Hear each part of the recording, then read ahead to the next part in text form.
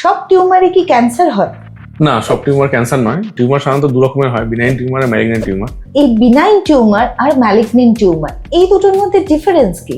Benign tumour মানে হলো যেগুলো ধরুন এক জায়গায় থাকে এবং এগুলো সাধারণত ছড়ায় না আর কি। আর ম্যালিগন্যান্ট টিউমার মানে সেক্ষেত্রে একটা ম্যালিগন্যান্সি বা ক্যান্সার হয়ে গেছে। যদি কারোর বিনাইন টিউমার হয় তাহলে সেই ক্ষেত্রেও কি সার্জারি দরকার হয়? হ্যাঁ, কিছু কিছু বিনাইন টিউমারে তো অপারেশন করতেই হয়।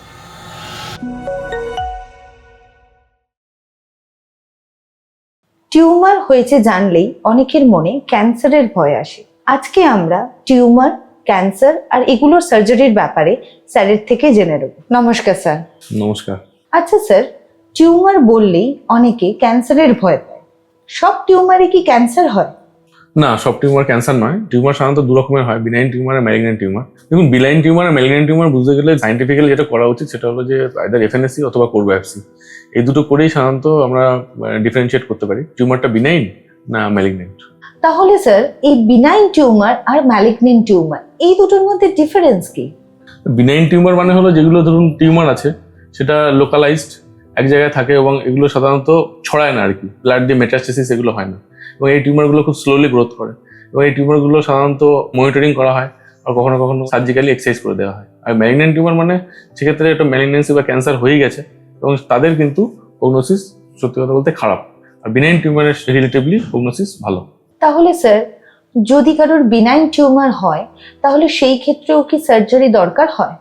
হ্যাঁ, কিছু কিছু বিনাইন টিউমারে তো অপারেশন করতেই হয় এবং সেক্ষেত্রে অপারেশন করার পরে আমরা বায়োপসি করে দেখি যে তার মধ্যে কোনো ম্যালিগন্যান্সি চেঞ্জ এসছে কিনা, কারণ বিনাইন টিউমার কখনো কখনো ম্যালিগন্যান্ট হয়ে যেতে পারে। স্যার, ক্যান্সার নিয়ে তো সবার মনে ভয়, তো ক্যান্সার সার্জারিতে কি কোনো রিস্ক থাকে? হ্যাঁ, ক্যান্সার সার্জারিতে রিস্ক অবশ্যই থাকে, কারণ ক্যান্সার সার্জারি এটা অনেক বড় সার্জারি হয় ইউজুয়ালি। যেমন ধরুন লিভারে ক্যান্সার বা গলব্লাডার ক্যান্সার বা কোলনের ক্যান্সার, এগুলো সাধারণত বড় অপারেশন। এই অপারেশনের পরে পেশেন্টের কিছু কিছু কমপ্লিকেশন হতে পারে। তো আমরা যারা অপারেশন করি তারা চেষ্টা করি যাতে কমপ্লিকেশনগুলো না হয়, সেগুলোকে আমাদের অ্যাড্রেস করতে হয় আর কি। স্যার, ক্যান্সার সার্জারি হওয়ার পরও কি ফিরে আসার চান্স থাকে? হ্যাঁ, কিছু কিছু ক্যান্সার আছে যেগুলো অপারেশনের পরেও আবার ফিরে আসতে পারে।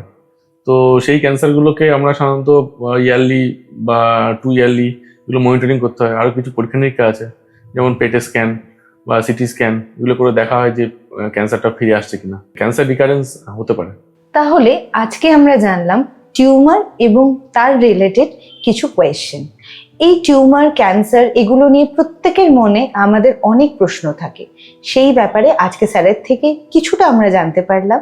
এই বিষয়ে যদি আরো কিছু প্রশ্ন আপনাদের মনে থাকে তাহলে অতি অবশ্যই আমাদের কমেন্ট বক্সে সেটা জানাবেন।